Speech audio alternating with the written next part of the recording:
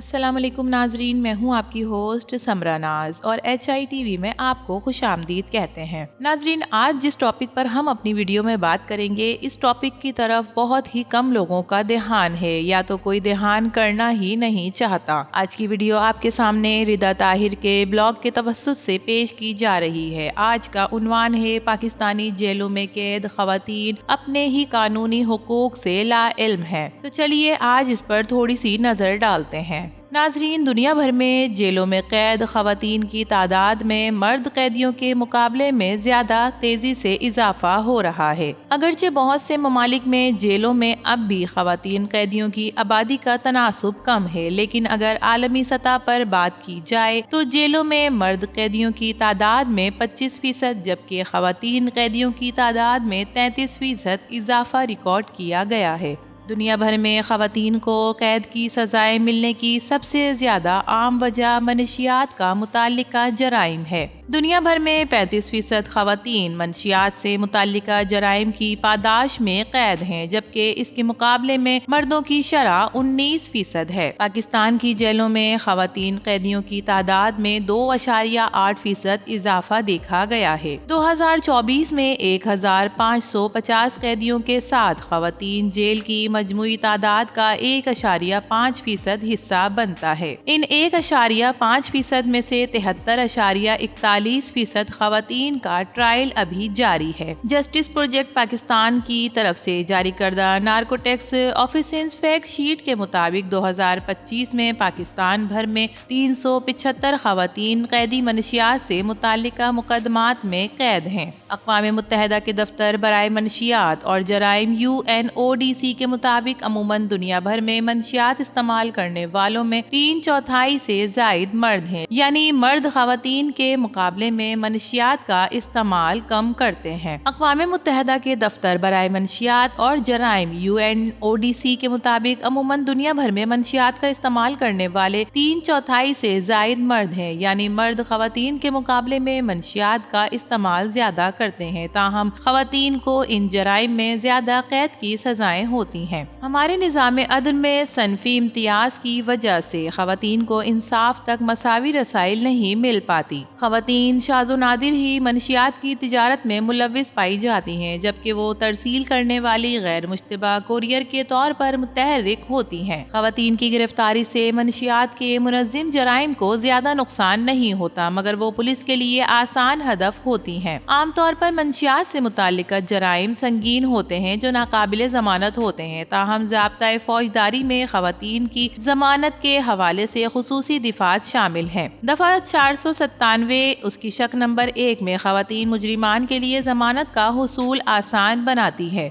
ہمارے ملک میں خواتین کو اپنے قانونی حقوق کا علم نہیں اور وہ اکثر پسماندہ پس منظر سے تعلق رکھتی ہیں، جبکہ وہ قانونی معاونت کے اخراجات بھی برداشت نہیں کر پاتی۔ آئین کے آرٹیکل 10A کے مطابق منصفانہ ٹرائل کے حق فراہم کرنے میں ریاست کا کردار غیر مؤثر رہا ہے۔ مثال کے طور پر سندھ جیل خانہ جات اور اصلاحی خدمات ایکٹ 2019 سیشن 25 کے مطابق قائم کی گئی کمیٹی برائے جیل خانہ جات گھناؤنے جرائم بشمول منشیات سے متعلق جرائم میں قانونی نمائندگی فراہم نہیں کرتی۔ اس سے جھوٹے الزام میں مقدمات اور جیل کی سزا جھیلنے والے افراد کو قانونی تحفظ نہیں مل پاتا۔ اس کے علاوہ مجرمان کو انصاف دینے والے قانونی نمائندگان میں صنفی تنوع نہیں، جو کہ نظام عدل میں صنفی تعصب، دقیانوسی تصورات اور بدنامی میں کردار ادا کرتے ہیں۔ ہمارے ملک میں پولیس افسران، پروسیکیوٹرز اور جج کے عہدوں پر بہت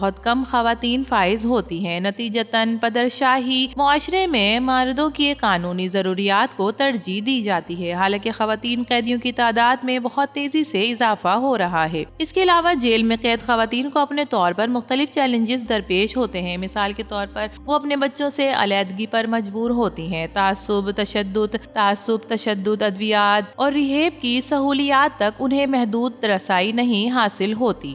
ہمارے معاشرے کی وجہ سے جیل میں قید خواتین بدنامی کا باعث سمجھا جاتا ہے۔ اگرچہ مرد جیل جائیں تو ان کی بیویاں دوران سزا اور بعد میں ان کا ساتھ دیتی ہیں، لیکن اگر خواتین جیل جائیں تو ان کے خاوند، خاندان اور برادری ان سے رشتہ توڑ دیتے ہیں۔ منشیات کنٹرول ایکٹ 1997 میں 2022 میں کی گئی ترمیم نے سزائے موت کو ختم کر دیا، لیکن پھر بھی ایسی سخت سزائیں موجود ہیں جو غیر متناسب طور پر خواتین مجرمان پر بھی عائد ہوتی ہیں۔ نظام عدل میں شامل خواتین کے خلاف صنفی بنیاد پر امتیازی سلوک سے نپٹنے کے لیے پاکستان کو ہر مرحلے پر درپیش چیلنجز سے نپٹنے کے لیے وسیع پیمانے پر کارروائیوں کی ضرورت ہے۔ ان کوششوں کو 2010 کے اقوام متحدہ کے بینکاک کے قوانین کے مطابق ہونا چاہیے، جو خواتین قیدیوں کے ساتھ سلوک اور ان پر پابندیوں پر توجہ مرکوز کرتے ہیں، ساتھ ہی اس بات کو یقینی بناتے ہیں کہ خواتین کے ساتھ منصفانہ اور مناسب سلوک کیا جائے۔ نظام عدل کا حصہ افراد کو آئین کے آرٹیکل 25 شق نمبر 3 کے مطابق خواتین اور بچوں کے لیے خصوصی دفعات فراہم کرنے والے قومی قوانین پر عمل درآمد کرنا چاہیے۔ ریاست کو قانونی اصلاحات کے ذریعے خواتین کی غیر ضروری قید کو کم کرنے کے لیے نظام عدل کی صلاحیتوں میں اضافہ کرنے اور اس کی تربیت میں غیر حراستی اقدامات کو بھی فروغ دینا چاہیے۔ جہاں ممکن ہو وہاں ضمانت، پروبیشن اور پیرول کو قید کے متبادل کے طور پر استعمال کیا جائے۔ قانونی معاونت کے لیے women in distress and detention fund act کے مطابق 1996 کو legal aid and justice authority act 2020 کے ذریعے منسوخ کر دیا گیا تھا۔ یہ قانون خاتون کے حقوق کے تحفظ میں غیر مؤثر رہا۔ صوبائی اور وفاقی حکومتوں کو سماجی بحالی کے پروگرامز پر توجہ دیتے ہوئے خواتین کی مفت قانونی امداد تک رسائی کو مضبوط بنانا چاہیے۔ ناظرین، بالآخر ریاست کو جرائم کی روک تھام پر توجہ دینی چاہیے۔ جرائم کی بنیادی اسباب کو حل کرنے اور بحالی کے مؤثر پروگرام کو تیار کرنے کا موقع پیدا کرنا چاہیے۔ سخت سزاؤں پر انحصار کرنے کے بجائے ریاست کو مجرمان کو معاشرے کا دوبارہ حصہ بنانے اور دوبارہ جرم کرنے کے امکانات کو کم کرنے میں مدد دینی چاہیے۔